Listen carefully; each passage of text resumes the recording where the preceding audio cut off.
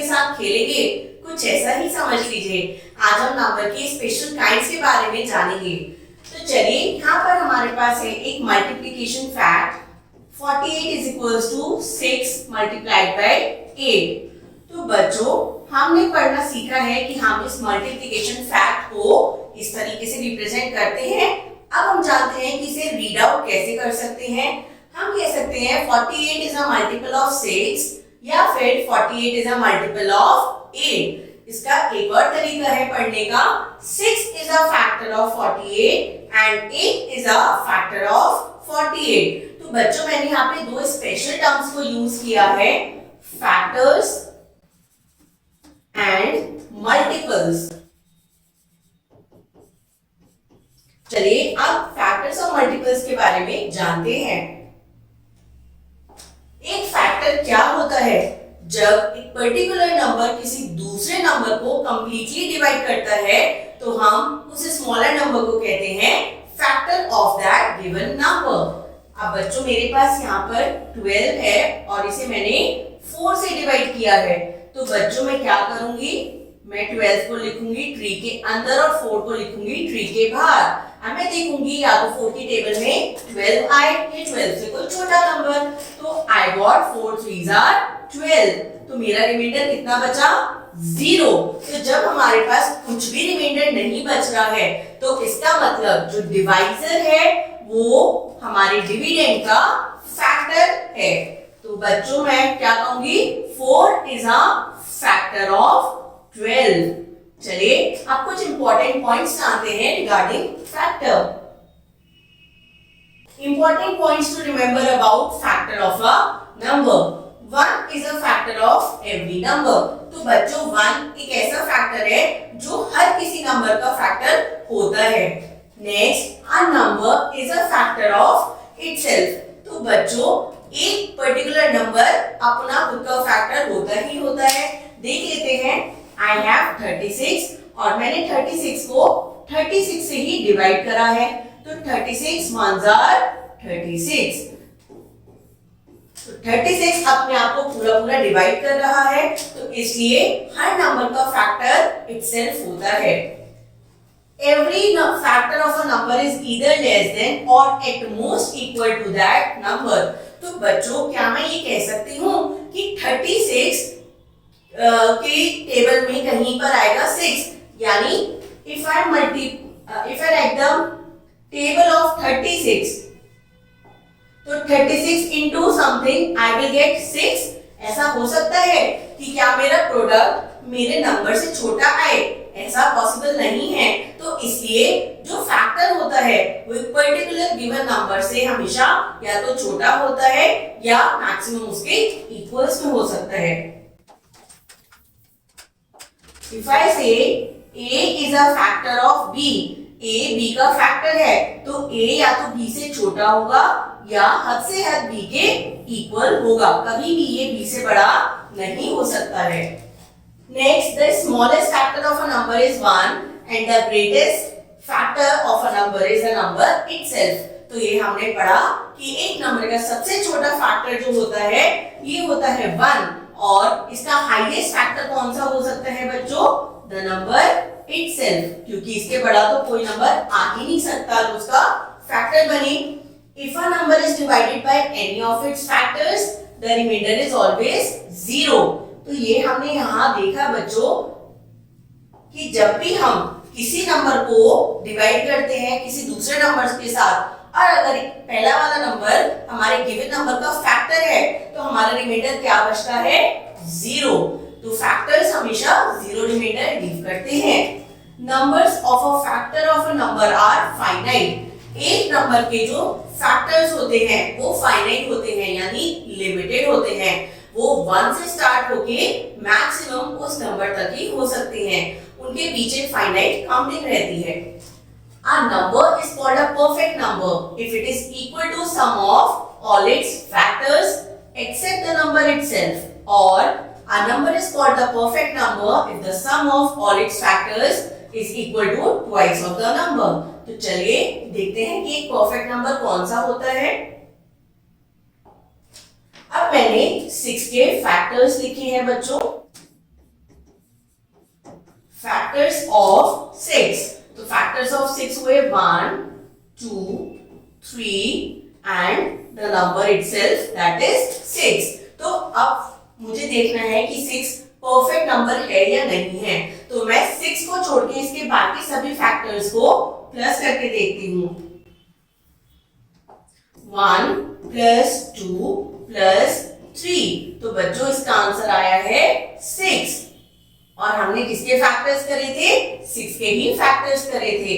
तो अगर फैक्टर्स में से नंबर को खुद से हटा दिया जाए और बचे हुए फैक्टर्स का सम उस नंबर के खुद के इक्वल आता है, तो ऐसे में हम इस पर्टिकुलर नंबर को जिसके हम फैक्टर्स कर रहे थे उसे क्या कहते हैं?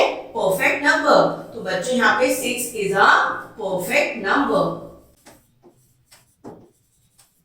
I hope this is clear to all of you.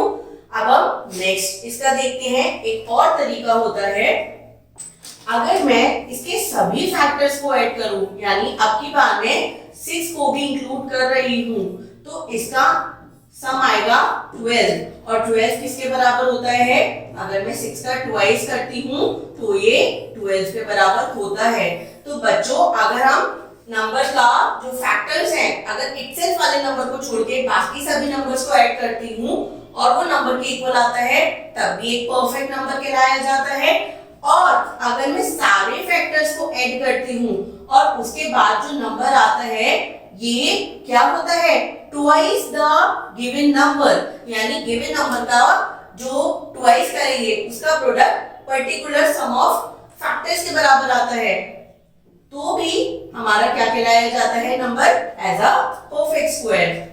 तो यहाँ पर मैं 6 को दोबारा क्या लिख सकती हूँ? 6 is a perfect number, not square.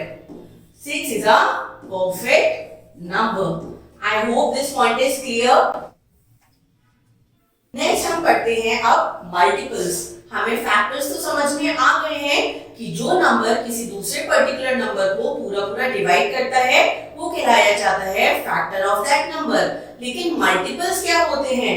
तो चलिए अब हम जानते हैं मल्टीपल्स के बारे में। तो जो मल्टीपल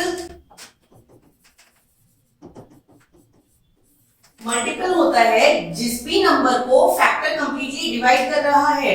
अगर मैंने बोला 48 डिवाइडेड बाय 8, तो अब 8 जो है ये 48 को पूरा पूरा डिवाइड कर रहा है, ये कहलाया जाएगा 8 का मल्टीपल।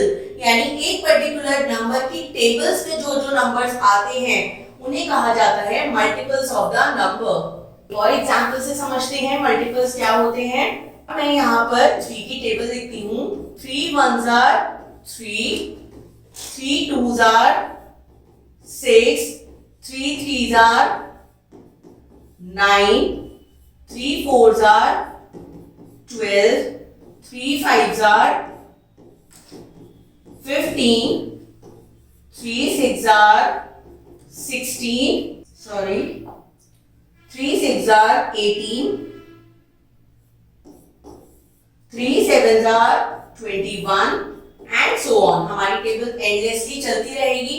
अब यहाँ पर 3 की टेबल में जो जो प्रोडक्ट बन के आया है, यानी 3, 6, 9, 12, 15, 18, 21, ये सभी क्या होंगे बच्चों? These are called the multiples of 3।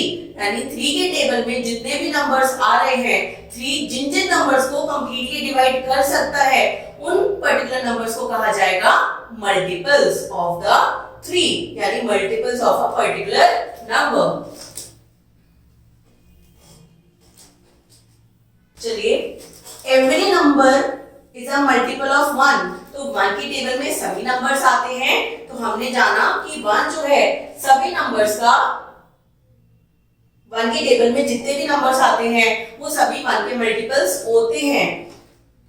The smallest multiple of a number is the number itself। अब जैसे हमने फैक्टर में देखा था कि फैक्टर का हाईएस्ट फैक्टर कौन सा हो सकता है? जो नंबर खुद है, यानी नंबर इटसेल्फ। और वहीं से हमने ये चीज समझी, अगर मैंने लिखा 36 का हाईएस्ट फैक्टर 36 है, तो 36 का लोएस्ट मल्टीपल कौन होगा? यानी जब मैं 36 की टेबल लिखनी स्टार्ट करूंगी तो सबसे पहले कौन आएगा, लोएस्ट मल्टीपल भी 36 ही होगा। We cannot find the greatest multiple of a number। बच्चों हमें पता है कि फैक्टर्स फाइनाइट होते हैं, लेकिन क्या मल्टीपल्स भी फाइनाइट होते हैं? मुझे अगर मैंने कहा कि 3 का ग्रेटेस्ट मल्टीपल बताइए तो मैं नहीं बता सकती। हम एक नंबर को कितने भी बड़े नंबर से मल्टीप्लाई अगर कर देंगे तो जो भी नंबर हमारे पास आएगा वो उसका मल्टीपल हो जाएगा। इसलिए मल्टीपल्स होते हैं एंडलेस।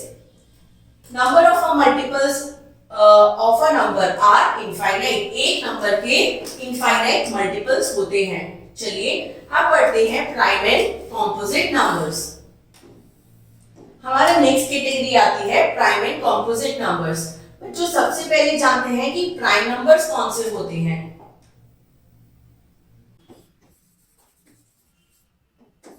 जब हमने फैक्टर्स और मल्टीपल समझ लिया तो हमें यहां से समझ में आएगा प्राइम नंबर्स, ऐसे नंबर्स जिनके फैक्टर 1 एंड इटसेल्फ होते हैं। यानी अगर मैंने लिखा फैक्टर ऑफ अ नंबर, किसी एक नंबर के फैक्टर मैंने लिखे और वो कौन कौन है, खाली 1 एंड इटसेल्फ, तो ऐसा नंबर क्या कहलाया जाता है, प्राइम नंबर। तो चलिए एग्जांपल देख लेते हैं। 7 के बच्चों फैक्टर्स लिखते हैं 1, 7। अब मैंने आपसे कहा आप मुझे किसी और एक बड़े नंबर के फैक्टर्स लिख के दिखाइए। मैंने बोला 29 के फैक्टर्स लिखते हैं 1, 29, क्योंकि 29 और किसी की टेबल में नहीं आता है।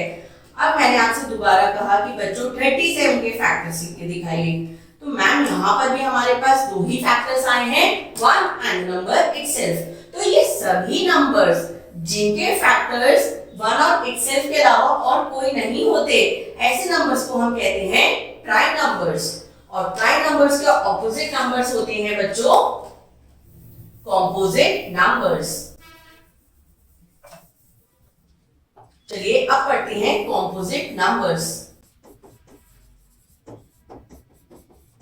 कॉम्पोजिट नंबर्स को हम क्या कह सकते हैं, ऑपोजिट ऑफ प्राइम नंबर्स। यानी जिन नंबर्स के फैक्टर्स 1 इटसेल्फ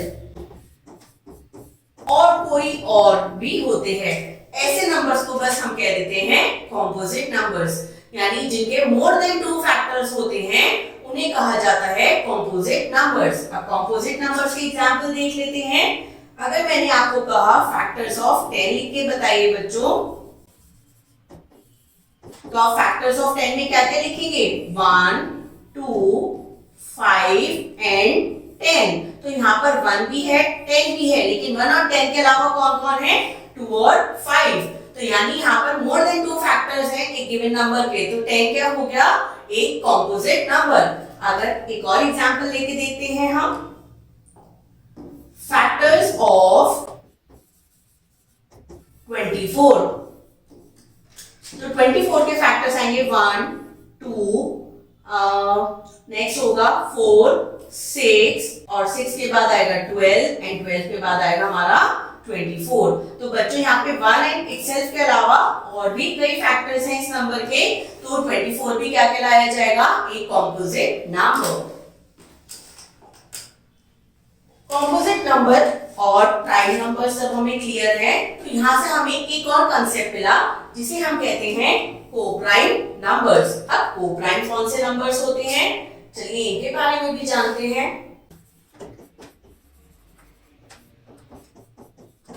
कोप्राइम नंबर्स ऐसे 2 नंबर्स होते हैं जिनमें कुछ भी कॉमन नहीं होता है अदर देन 1, जिनके फैक्टर्स और I should say common factors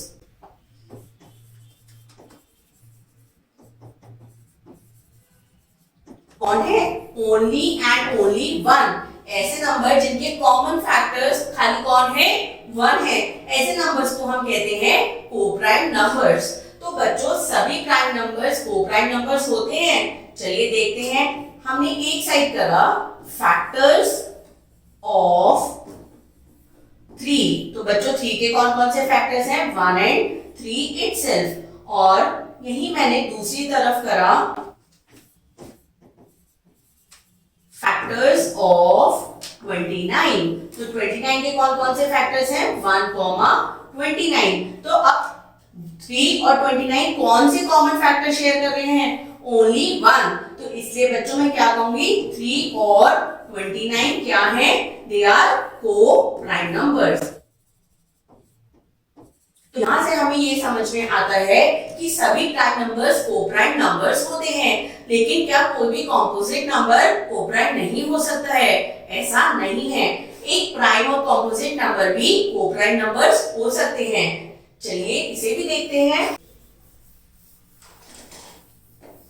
common factor तो हमारे पास 1 ही रहेगा फॉर को प्राइम नंबर्स। अब मैं देखती हूं फैक्टर्स ऑफ 12। तो बच्चों 12 के कौन कौन से फैक्टर्स हैं? 1, 2, 3, 4 एंड 12 itself। तो ये इसका मतलब कैसा है? कॉम्पोजिट नंबर है, क्योंकि इसके मोर देन टू फैक्टर्स हैं। और दूसरी तरफ मैंने नंबर लिया फैक्टर्स ऑफ 53। तो बच्चों 53 के कौन कौन से फैक्टर्स हैं? 1 and only number 53, that is a number itself. तो अगर मैं आपसे कहूंगी कि 12 और 53 के कॉमन फैक्टर्स को मार्क कीजिए, कॉमन यानी जो दोनों में है, तो ये कौन होंगे? खाली 1 होंगे। क्या 1 से अलग कोई भी कॉमन फैक्टर है इन दोनों का? नो। तो इसलिए 12 और 59 कैसे हुए बच्चों? ये भी हुए हमारे को प्राइम नंबर्स। चलिए आगे बढ़ते हैं। अब यहां पर हम आज पढ़ेंगे test of divisibility. Test for divisibility of a number. हम अलग अलग नंबर्स को पूरा पूरा डिवाइड करने की जगह हम उनको एक शॉर्टकट ट्रिक जिसे हम कहते हैं डिविजिबिलिटी टेस्ट के थ्रू जान सकते हैं कि एक पर्टिकुलर नंबर क्या दूसरे नंबर का फैक्टर है या नहीं है। तो चलिए सबसे पहले हम चेक करेंगे 2 की डिविजिबिलिटी। बच्चों 2 की डिविजिबिलिटी जानना सबसे ज्यादा इजी होता है। मैंने आपको एक नंबर दिया 2, 8, 6, 5, 3, 9। अभी इतना बड़ा नंबर है मैम, हम इसे 2 से कैसे डिवाइड करेंगे? इसमें तो बहुत टाइम लग जाएगा। लेकिन हमें इसे पूरा 2 से डिवाइड करने की जरूरत ही नहीं है। हमारे पास एक शॉर्टकट वे है।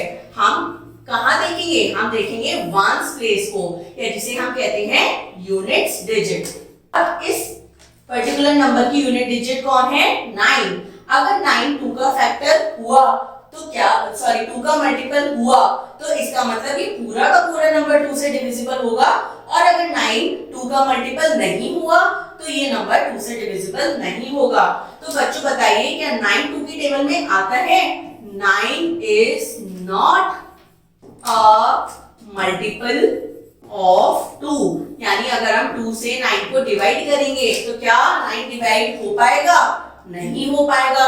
तो इसका मतलब हमारा ये इतना बड़ा सा नंबर ये 2 का डिविजिबल नहीं है।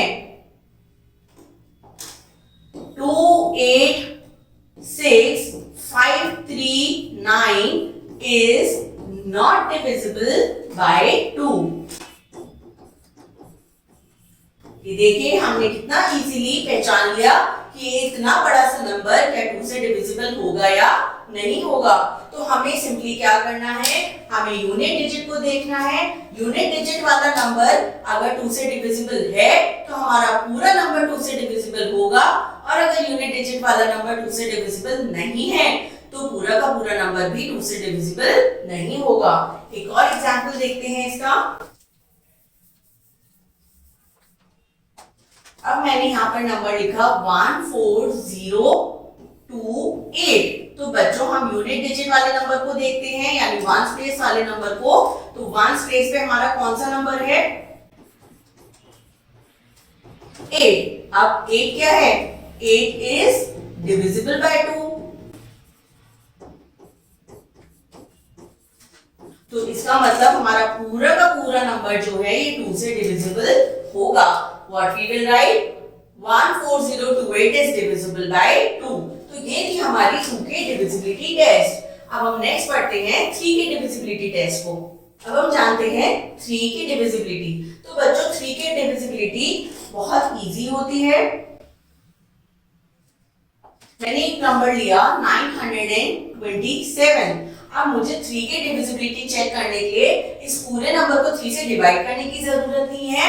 व्हाट आई विल डू, मैं सभी डिजिट्स को आपस में ऐड कर लूंगी। तो सभी डिजिट्स को ऐड करने के बाद बच्चों क्या आता है 9 + 2 = 11 and 11 + 7 is 18। अब मुझे देखना है कि जो सम ऑफ डिजिट्स है, ये मैंने क्या करा है सम ऑफ ऑल डिजिट्स।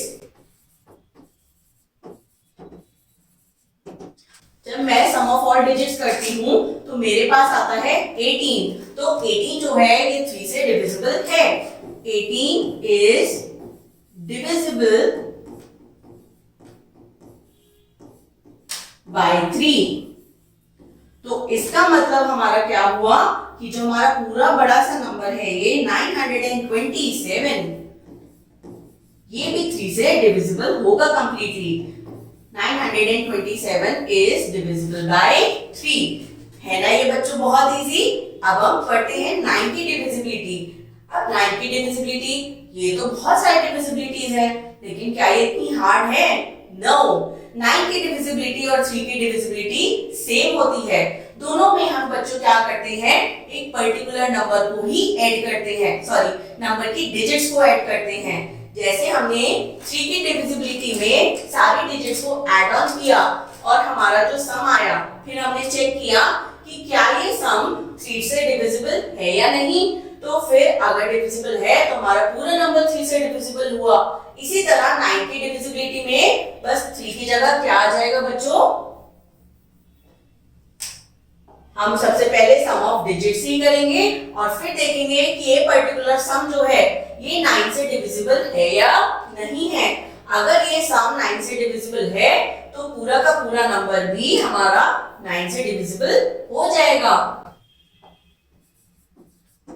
है ना बच्चों ये इजी। तो इसका मतलब 3 और 9 का डिविजिबिलिटी टेस्ट, जिसे हम कहते हैं डीटी टेस्ट, ये दोनों सेम होते हैं। दोनों में ही हमें क्या करना होता है सम ऑफ डिजिट्स करके सम को चेक करना होता है कि वो पर्टिकुलर नंबर से डिविजिबल है या नहीं है। चलिए अब हम देखते हैं हमारी नेक्स्ट डिविजिबिलिटी। नेक्स्ट डिविजिबिलिटी है हमारी डिविजिबिलिटी ऑफ 6। तो बच्चों डिविजिबिलिटी ऑफ 6 क्या कहती है, a number is divisible by 2 and 3 also। अगर कोई भी हमारा नंबर 2 और 3 दोनों से, बच्चों याद रखिएगा दोनों से कंप्लीटली डिविजिबल होता है तो वो नंबर 6 से भी डिविजिबल होता है। लेकिन अगर एक नंबर 2 से तो डिविजिबल है लेकिन 3 से डिविजिबल नहीं है, या फिर वो 2 से डिविजिबल नहीं है 3 से डिविजिबल है, तो ऐसे नंबर को हम नहीं लेते हैं 6 का डिविजिबल। जो नंबर 2 प्लस 3, 2 से और 3 से दोनों से डिविजिबल हो, ऐसे नंबर्स को हम कहते हैं कि those numbers are divisible by 6 also. चलिए देखते हैं। हमारे पास 6 की डिविजिबिलिटी के लिए एक नंबर है 744। अब 744 में सबसे पहले हम 2 की डिविजिबिलिटी को देखेंगे। 2 का डीटी टेस्ट करेंगे तो क्योंकि 4 है तो ये 2 से डिविजिबल है, और 3 की डिविजिबिलिटी के लिए 3 का डीटी टेस्ट करेंगे तो हम क्या करेंगे 7 + 4 + 4। तो 7 + 4 + 4 बच्चों कितना आएगा, ये आएगा हमारे पास 15। अब क्योंकि 15 जो है ये 3 से डिविजिबल होता है, 3 5 are 15, तो ये नंबर 2 और 3 दोनों से डिविजिबल है, तो इसका मतलब ये नंबर डिविजिबल होगा बाय 6 आल्सो। नेक्स्ट डिविजिबिलिटी आएगी हमारे पास डिविजिबिलिटी ऑफ 4। नेक्स्ट डिविजिबिलिटी हम पढ़ेंगे डिविजिबिलिटी ऑफ 4। चलिए देखते हैं 4 की डिविजिबिलिटी टेस्ट को। हमारे पास एक नंबर है 48548। तो बच्चों अब हम 48548 नंबर को पूरा अगर 4 से डिवाइड करने बैठेंगे तो हमें फिर से बहुत टाइम लगेगा। तो इसके लिए हम कौन सी डिविजिबिलिटी अप्लाई कर सकते हैं, हम क्या करेंगे 4 की डिविजिबिलिटी के लिए last 2 digits of a number, बच्चों याद रखिएगा खाली लास्ट 2 डिजिट्स को हमें ऐड ऑन करना होता है। हम देखेंगे खाली 48 नंबर को, हम पूरे नंबर में से 48 को निकाल लेंगे और 48 को देखेंगे कि क्या ये 4 से डिविजिबल है या नहीं है। 4 से अगर 48 डिविजिबल होगा तो पूरा नंबर हमारा डिविजिबल बाय 4 कहलाया जाएगा। तो चलिए 48 को देखते हैं कि ये 4 से डिविजिबल होगा या नहीं। 4 1s are 4, reminder is 0 and हमने 8 को नीचे उतारा है। 4 2s are 8, तो यस 4 की टेबल में 48 आता है। हम क्या लिखेंगे? 48 is divisible by 4। तो इसका मतलब हमारा जो पूरा नंबर है 48548 is divisible by 4। तो 4 की डिविजिबिलिटी चेक करने के लिए बस हमें लास्ट 2 डिजिट्स को चेक करना होता है कि क्या वो 4 से डिविजिबल है या नहीं है।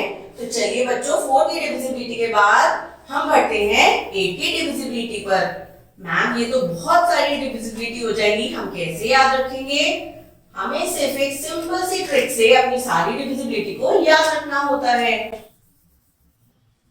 देखिए जैसे मैंने आपको बताया 3 और 9 की डिविजिबिलिटी सेम है। 6 की डिविजिबिलिटी जानने के लिए हमें खाली 2 और 3 को चेक करना होता है। अब हमने 4 की डिविजिबिलिटी जान ली और 8 की divisibility is very similar to divisibility of 4। चलिए देखते हैं अब हम 8 की डिविजिबिलिटी को कैसे देखते हैं बच्चों। हमारे पास एक नंबर 40512, जैसे हम 4 की डिविजिबिलिटी के लिए लास्ट 2 डिजिट्स को देखते हैं तो 8 के लिए बच्चों हम सिर्फ लास्ट की 3 डिजिट्स को देखते हैं। हम एक और डिजिट ले लेते हैं। अब हमें देखना है कि क्या ये नंबर 512 8 से डिविजिबल है या नहीं है। अब मैं 512 को देखूंगी कि क्या ये 8 से डिविजिबल है या नहीं है। तो हम 8 की टेबल में देखेंगे 512 के लिए डिवीजन। तो 8 7s are 56, तो 8 6s are 48 और हमारे पास कितना बचा? 3 रिमाइंडर एंड 2 हमने ब्रॉट डाउन कर लिया। अब हम देखेंगे कि 8 की टेबल में 32 आता है या नहीं। तो बच्चों 8 की टेबल में 32 कहां पर आता है? हाँ जी, तो बताइए 8 4s are 32। तो क्या हमारा 8 कंप्लीटली डिविजिबल है 512 से? यस। तो हमने क्या कहा? 512 इज डिविजिबल बाय 8। हम लिखेंगे 512 8 से डिविजिबल है।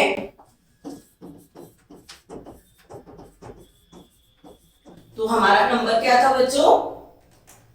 40512। ये पूरा का पूरा नंबर भी क्या होगा? Is divisible bye 8। तो हम कहेंगे कि हमारा पूरा नंबर भी जो है वो 8 से डिविजिबल है। देखिए कितनी सिंपल है। चलिए नेक्स्ट देखते हैं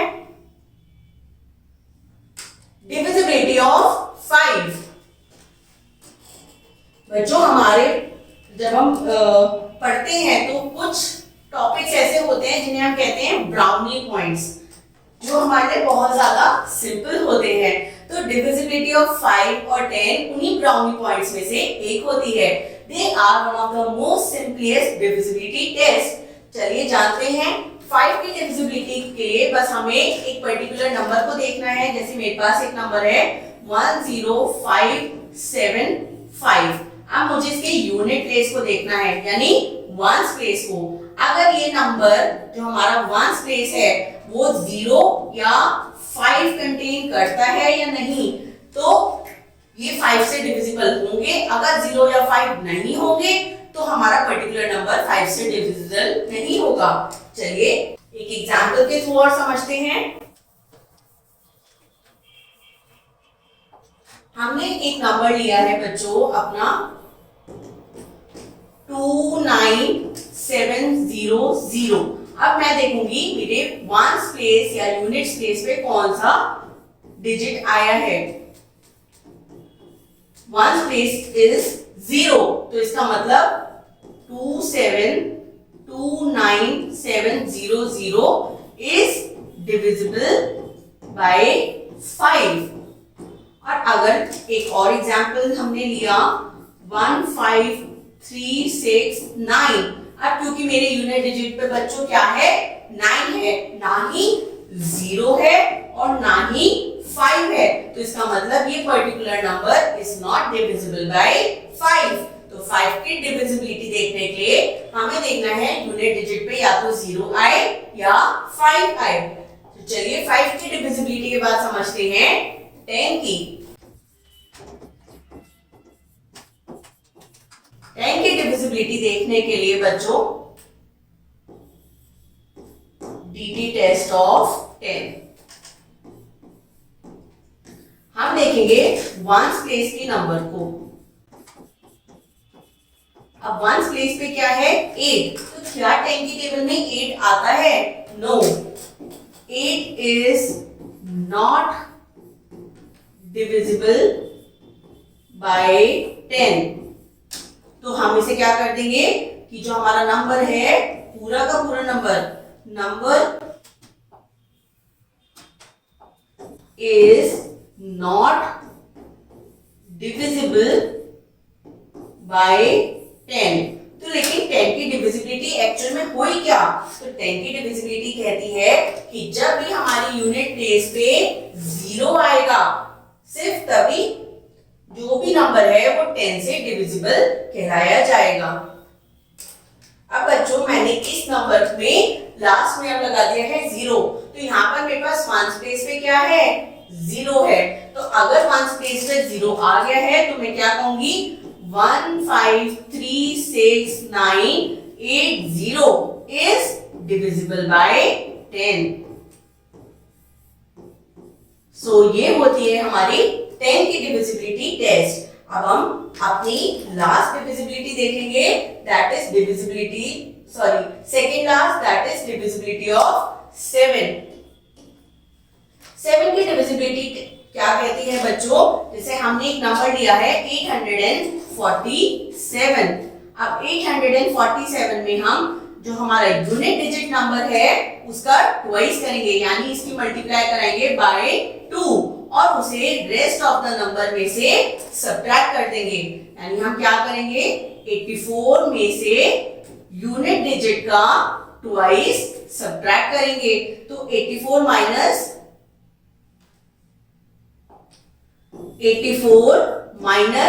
14, ये हमारे पास डिफरेंस आया 70। अब क्योंकि 70 जो है 7 से डिविजिबल है तो बच्चों हम क्या कहेंगे कि हमारा जो पूरा नंबर है 847 इट इज डिविजिबल बाय 7।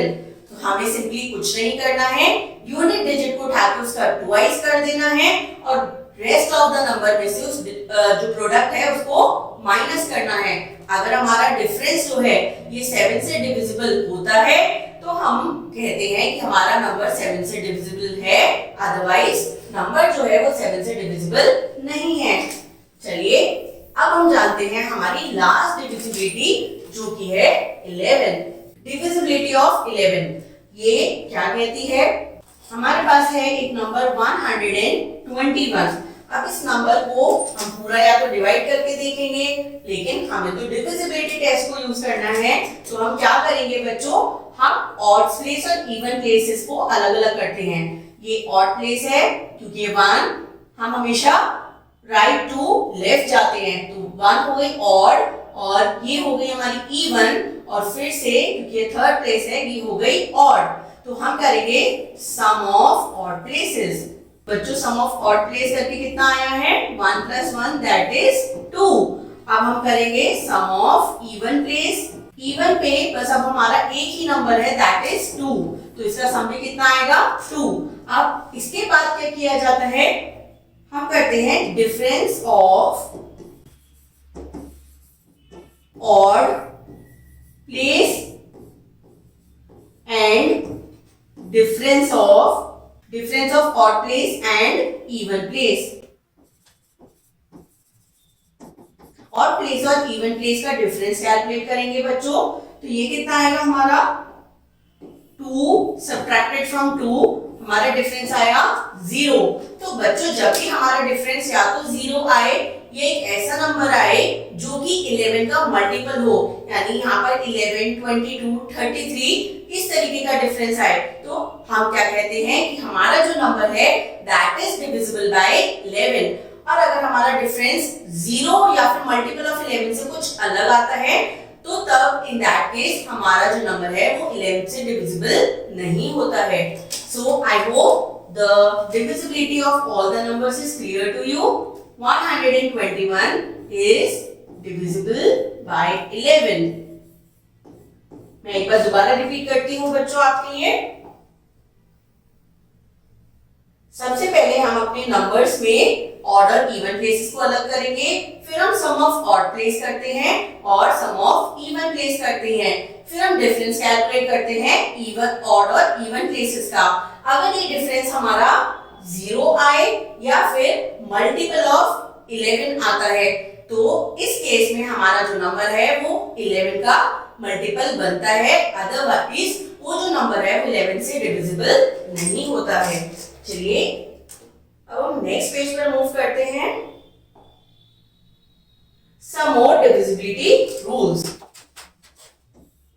अब डिविजिबिलिटी से रिलेटेड हम कुछ और रूल्स के बारे में जानते हैं। Rule number 1, if a number is divisible by another number then it must be divisible by each of the factors of that number। तो बच्चों अगर हमारा एक नंबर है 225, मैंने बोला ये 15 से कंप्लीटली डिविजिबल है, तो यानी 225 क्या है, 15 का मल्टीपल है। तो इसका मतलब जो 15 के अलग अलग फैक्टर्स होंगे, कौन कौन से, 1, 5, 1, 5, 3, तो ये एंड 15 इटसेल्फ। तो ये वाला जो नंबर है 225 ये 1 से भी कंप्लीटली डिविजिबल होगा, 5 से भी होगा, 3 से भी होगा और 15 से भी ये कंप्लीटली डिविजिबल होगा। और रूल नंबर 2 बच्चों हमारा क्या कहता है, अगर a और b को प्राइम्स है and both are the factors of a number c, यानी हमारा a और b ये कैसे हैं, ये है दोनों को प्राइम नंबर्स और ये किसी एक c नंबर के हैं फैक्टर्स। तो a और b का जो प्रोडक्ट होगा ये भी क्या होगा, c का फैक्टर कहलाया जाएगा। चलिए एग्जाम्पल से समझते हैं। 48 आर फैक्टर्स ऑफ 48 देखते हैं। तो बच्चों 48 के फैक्टर्स कौन कौन से होते हैं, 1, 2, 3, 4, 6, 12 एंड 48 itself। तो ये है हमारे 48 के फैक्टर्स। अब यहाँ पर 2 और 3 ये दोनों हैं को-प्राइम्स। अब अगर 2 और 3 को-प्राइम्स हैं और 2 और 3 48 दोनों के फैक्टर हैं, तो 2 और 3 का प्रोडक्ट जो क्या होगा 6, वो भी क्या होगा, फैक्टर ऑफ 48 होगा। देखिए 6 8 जा 48। तो ये थे हमारे रूल्स ऑफ डिविजिबिलिटी। चलिए अब जानते हैं प्राइम फैक्टराइजेशन को बच्चों। प्राइम फैक्टराइजेशन एक्चुअल में क्या होता है।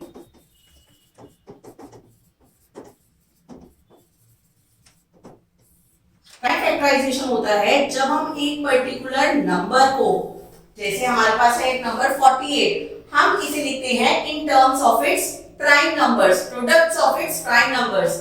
अगर हम 48 के फैक्टर्स की बात करें तो हमने पढ़ा 1, 2, 3, 4, 6, 8, 12 एंड 48। तो ये सभी है इसके फैक्टर्स। लेकिन क्या ये सभी हमारे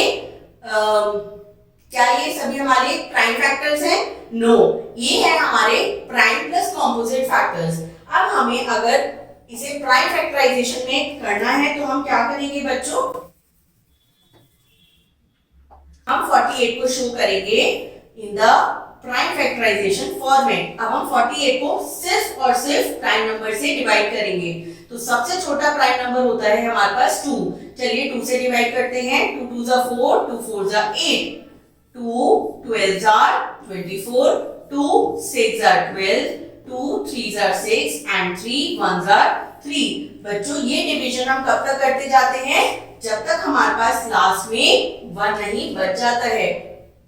तो अब मैं 48 को कैसे रिप्रेजेंट कर सकती हूँ, 48 is equals to 2 multiplied by 2 multiplied by 2 multiplied by 2। देखिए 1 2 3 4, 4 times 2 and 3। तो यहाँ पर मैंने 48 को लिखा है as the product of only prime numbers। तो ये हो गया है मेरा 48 का प्राइम फैक्टराइजेशन। बच्चों प्राइम फैक्टराइजेशन हम करते भी दो तरीके से हैं, एक होता है हमारा डिवीजन मेथड और दूसरा होता है हमारा फैक्टर थ्री मेथड।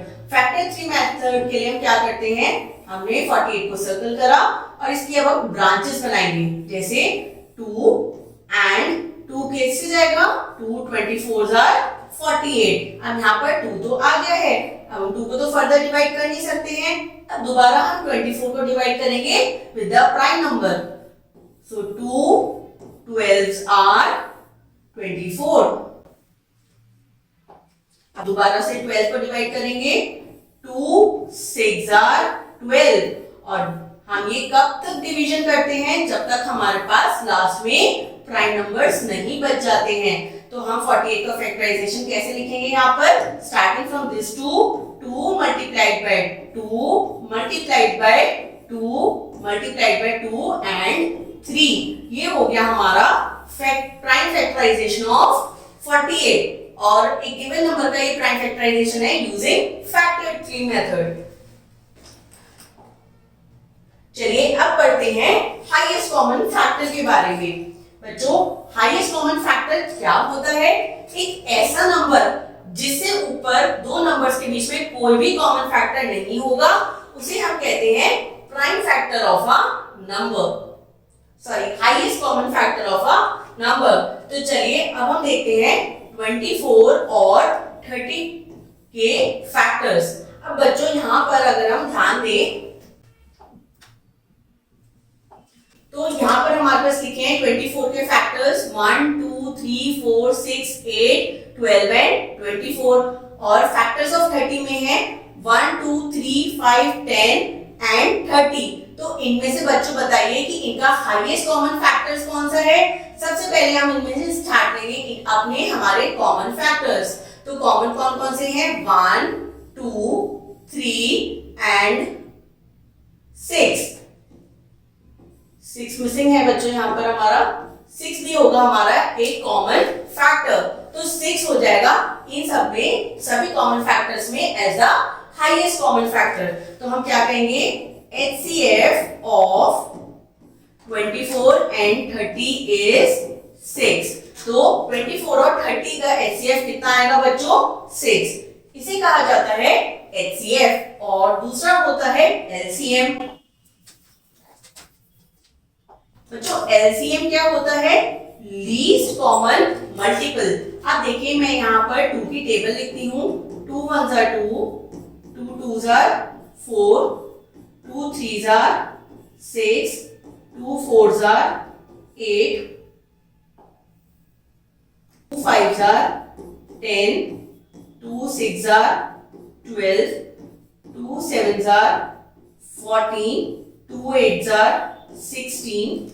अब इस साइड में लिखती हूँ 3 की table, 3 1s are 3, 3 2s are 6, 3 3s are 9, 3 4s are 12, 3 5s are 15, 3 6s are 18, 3 7s are 21। तो बच्चों 2 और 3 में 2 और 3 की जब मैंने टेबल लिखी तो सबसे पहला इनका कॉमन मल्टीपल कौन आया है, तो कौन सा है ये, 6।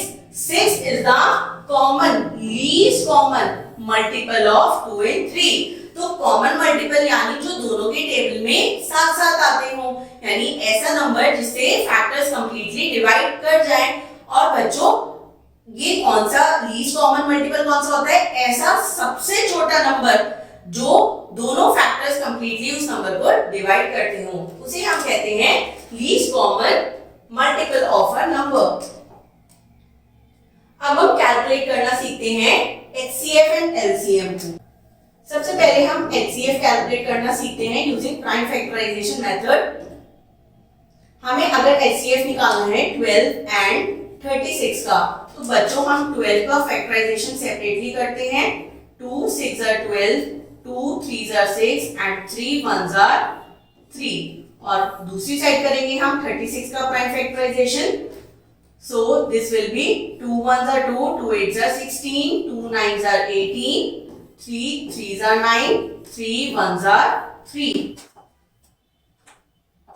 तो यहाँ पर अब मैं लिखूंगी 12 के factors 2 multiplied by 2 multiplied by 3, और दूसरी साइड में लिखूंगी 36 के common factors, that will be 2 multiplied by 2 multiplied by 3 multiplied by 3। अब बच्चों आपको सबसे पहले कॉमन फैक्टर्स को एनसर्कल करना है, तो ये मैंने कर लिए हैं कॉमन फैक्टर्स को एनसर्कल। अब मैं इन कॉमन फैक्टर्स का प्रोडक्ट निकालूंगी, और प्रोडक्ट निकाल के जो मेरा आंसर आएगा 2 2s are 4, 4 3s are 12, ये बन जाएंगे इन दोनों के HCF। I hope HCF and LCM are clear. चलिए LCM भी निकालना सीखते हैं यूजिंग प्राइम फैक्टराइजेशन मेथड। अब यहां पर हम LCM ऑफ 8 एंड 24 निकालना सीखते हैं बच्चों। तो अब हम जो सेपरेटली प्राइम फैक्टराइजेशन कर रहे थे उसे ना करके हम एक साथ प्राइम फैक्टराइजेशन करते हैं। 2 4s are 8, 2 12s are 24, 2 2s are 4, 2 6s are 12, 2 1s are 2, 2 3s are 6 and 3 1s are